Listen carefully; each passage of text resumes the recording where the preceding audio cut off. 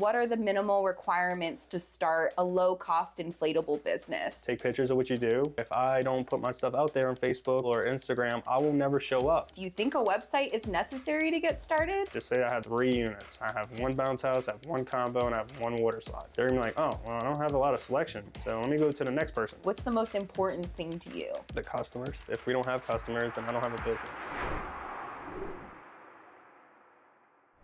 Hi everybody, Bridget with Jump Orange here, and today I've got Blake Miller on our podcast. Y'all haven't heard of our podcast, it's brand new. We actually are still getting the microphones set up, so right now we're gonna have our mics on our t-shirts. But Blake, thank you so much for joining us. Oh, thank y'all for having me.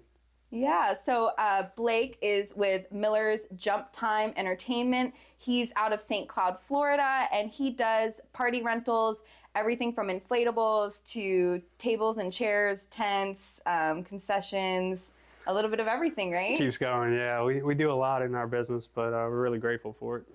Yeah, you keep adding on too, right? So what I do is I like to, every time a customer's like, hey, do you have this? I'll put it on my list. And I have bought, like, my list keeps getting shorter and shorter. I actually got that idea from you, and I gave that to a customer recently where, like, wasn't it like if people request it, you write the item down and then you put tallies every time someone requests it? Yes. How many tallies before you buy that item? I don't know. I'm pretty like 3? Yeah, I'm pretty like spontaneous. So I'm like, no, oh, I don't have it. All right, go buy it right now. Get it. Like, let's get it. That way, when they need something, they come to us instead of having to go to 3 or 4 vendors. Yeah, that way you secure that sale. So speaking of the party rental business, I actually wanted to talk to you today about getting started in the industry. Yeah, of course. A lot of people want to know, like, what are the minimal requirements to start a low-cost inflatable business? So let's get started on some of the basics. One of the first things that you're going to need, other than the inflatables, is equipment, right? Right. What kind of equipment do you need? If we go through the basics, I mean, you're going to need a vehicle to get you from point A to point B, and that's something between a truck, maybe an SUV if you got some small units, but somewhere that you can transport it. I would say another thing is probably just a dolly. Doesn't have to be motorized, doesn't have to be super expensive. I mean, they have $200 dollies at Home Depot, so go right there and get those, and then possibly just electrical cords, stakes, but stakes come with your Jump Orange units, and then the blowers and etc. But and a trailer if you do have a lot of units. But if we're going through basics and you have a small inflatable, you can throw it in the back of the bed of the truck. Yeah, so like with Jump Orange, when you buy our inflatables, it's gonna come with the blowers, it's gonna come with the stakes, a storage bag, vinyl patches. So right when you get that inflatable from us, you'll be ready to set up. Straight away. But like Blake said, you're still gonna need some kind of transportation, a dolly to be able to move it, extension cords. Yes, 12 gauge. Please go with 12 gauge, nothing between 14 and 16 because they possibly will burn out. Yeah. And you shouldn't go longer than like 50 feet, but that's just a little quick tip. And then hoses, right? Yes, hoses. Yeah. So most of the time, a customer will have a hose at the house though, so you can just do that quick connect that Jump Orange so happily puts on their units. Yeah. But bring extra just in case they don't have any to hook up to their system. And the quick connect that he's talking about is our water system where you can just screw the hose right into it. It's a drip system that goes down the slide. That way it just keeps it like nice and slick for them when they're going down. Makes it easy for us as owners just to do that. Have it all built in and just like ready to go. So much easier. Yeah. So we talked we're talking about the equipment, like physical equipment, but also like what about storage? So with storage, I mean, if you're trying to just start out, basic stuff, if you have a garage and you can move some stuff around, like when you wrap these inflatables up, they don't need to be taking up a lot of room. You can even stack them sometimes if you need to. But I would recommend going with your garage or some type of storage unit to enclosed. Don't leave it outside. But if you were going with something a little bit more expensive, not much, but just possibly like a storage unit, maybe a 10 by 10 depending on how many units you have, and then so on, get bigger until you lead up into a warehouse. Eventually. Yeah. But right now you're using... I'm using a 24 by 24 garage, and that is mine. And that sticks over like 25 units inside of that. 25 units? And with the tables and chairs. And the tables and chairs? And all the other equipment I have. The blowers, the extension cords, the all of it. hoses, the cleaning supplies. So what about cleaning the inflatables? Where do you go for that? Backyard. I got a generator. That way I don't take away, well, my wife doesn't get mad for the electrical bill. But yeah, if we stick a generator back there, put out 4 units at a time in our backyard, and then we just blow them up, dry them out, vacuum it, wipe it down with some Simple Green or Mean Green, and then put it back in our garage. It makes it easy because we don't have to commute so far to open them up and then put them back into a storage unit if I have one. So it's really nice that it's all like kind of a home business. Right there in your backyard, and Yes. you've got everything on site. And then Simple Green is the cleaning solution that we recommend Blake's using to Yes. just like disinfect, get out any stains and Of things like course. that. Some, microfiber cloths, I think you said, is your like favorite. Microfiber towels are good. I mean, any towels. Like I said, if you're starting off, you don't need to get no fancy equipment. Just grab Just some use what you towels. have. Just use what you have. It doesn't have to be perfect. But cleaning, you do have to be perfect for the next customer. That makes sense. That does. Yeah, you want to give them a really like high quality clean product. Yes, definitely. So that's kind of the basics. What about things that are not physical that you would need to start your business? So as far as like Marketing. yeah, So marketing.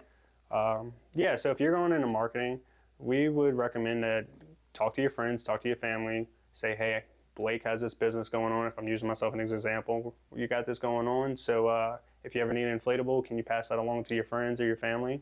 And then word of mouth. It's very cheap because it's free. Yes. But you can also help out your customers that refer people to you. Facebook, take pictures of what you do. So if you bought a brand new inflatable, you should be the first one that looking like a soccer mom.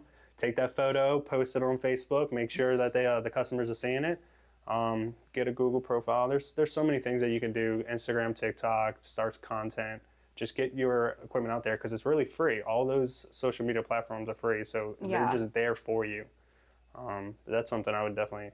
And almost everybody has a cell phone, so it's so easy Yes. for you to just like create your own content, get of it course. out there, use your community. Like who do you already have in your network Of that you course. can use to, promote your business and start getting those first bookings, and those first bookings lead to more, right? Right. So like, I work with some nonprofits that I will help out for a big event that has maybe 1,000 people going there. Okay. We will actually go out there and put our equipment out there for free because of the fact that it's helping out the nonprofit that possibly doesn't have a lot of money, but it also is good business for us because we have 1,000 families out there, moms, dads, kids jumping on our equipment.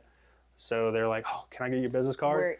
Where can I find these inflatables at for my backyard? And basically that free event might have turned into $5,000-$10,000 of sales. Just for us. like that. Just like that. I mean, it's like, yeah, you might as well be a part of those events when you're just getting started to get that free marketing, Yeah, of that course. exposure, and even the experience, right? Because it's Yeah. like you're doing it for free. They're probably not going to complain. Like No, they're going to not at be all. so grateful that you're there. No, of course. And then, like I said, if you had the opportunity to do that for a couple times and a few times, then you got to start making money. You can't do every free one every week or every month, but try and space them out. Do like maybe 6 a year, 12, 10 a year. Have that in your mind.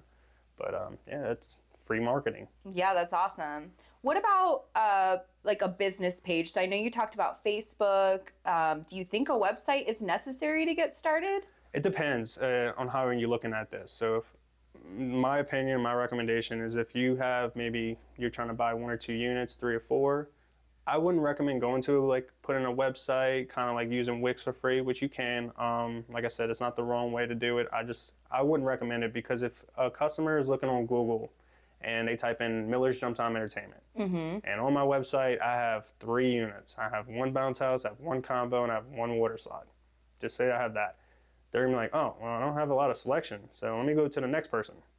Oh wow, they got 50 units. Let's see. Oh, I love this theme. So if you're just starting out, I would just recommend put it on Facebook Marketplace. Put it on Facebook, Instagram, TikTok, something like that. Send pictures to your friends. That way they can post about it. So I would stay away until you get up to like 10 units. Like that's just my opinion, but 10 to 15 units. That way you can give that customer a variety to choose from on your website. Yeah, so really like investing in the website is something that you do later on when you become more established, when it becomes more maybe like a full-time business Yes. versus like a side hustle. You can get so much business just from Facebook Marketplace. Yes. And even I've heard like Yelp too, people will use Yelp, Google. Nextdoor. Nextdoor, we're on Nextdoor. Nextdoor, Yelp. get in your community, get your neighbors to promote for you for free, and Yes. they're so much more likely to book from you to support the Yes. community. Write articles on Reddit for you. Like get Google, because Google's an algorithm and it's SEO. For me to say bounce house rentals in St. Cloud, well, if I don't put my stuff out there on Facebook or Google or Instagram, I will never show up. So Google is there for you, and it's free. All of this stuff is free for you. So when you're just starting up, it's really nice. So I would definitely recommend writing anything between Yelp, Nextdoor, Ring, Doorbell. I don't know, but just Because Ring even has its like its own social community. channel where you talk with your neighbors and stuff. That's so true. And like I said, moms are usually the ones that are renting from us. The dads are like, oh, didn't know you were showing up. So it's perfectly fine. I was like, I get this all the time. But connect with the moms. Get on moms pages on Facebook. Yeah, PTA groups with the schools or any kind churches. of like, as much as you can get your hands on. Maybe your local like fitness center, post on their wall that you do the rentals. I mean, there's so many like community boards that you can put a little flyer on. For free. All free. Yeah. And then also hyper local, right? So you're not having to travel as far. You're really like getting that targeted audience. Yes. All free. And so what do you think for a new business owner, like what is the bread and butter of your company? What's number one, right? Like what's the most important thing to you? The customers. The customers. Right? The customers. Definitely. I would say the customers are everything to us. If we don't have customers, then I don't have a business. Totally. And what do you do to treat your customers in a way that makes them want to rent from you again?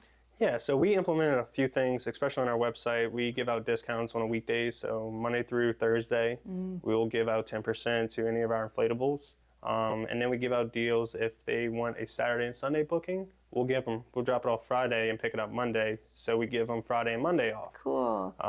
We give discounts to healthcare workers, blue collar jobs, veterans, just anybody, first responders, of course, but especially my firemen. There's a whole story on that one, so I'm not going to say that. So we, for the next episode. We implement a few things, and then when a customer refers somebody else saying, hey, I have a buddy that asked me to talk to you about renting an inflatable, I'll save that information of who his buddy was, and then give him a little bit better deal on the next run. Yeah, that's awesome. And if you're a returning customer, we also give more of a discount. Oh, great. So we keep getting back that filter. If one customer can have 5 parties in a year, and you might get all 5 of those. So there you go, 5 parties and 1 customer. So like rewarding those return customers so that they want to keep booking with you time and time again. Yes, and I know I've heard you talk about how you treat them like family. Yeah, you're family. We all have family. Right, Jump Orange is family. Totally. So the relationship that y'all put on me and that I can just talk to y'all, ask y'all questions about the products, it's the same thing I want to like talk to my customers on, get to know them. They're family members too for a birthday party that you're going to be doing. I'm a dad. I know what it costs to get an inflatable when I wasn't in this business, or just trying to get everything, because the parents are there to spend money, but they really are doing it all for their kids. So if you're a dad and you know bills are high sometimes, give them discounts, help them out, talk to them not like a salesperson, talk to them like just a regular friend, dad to dad, mom to mom.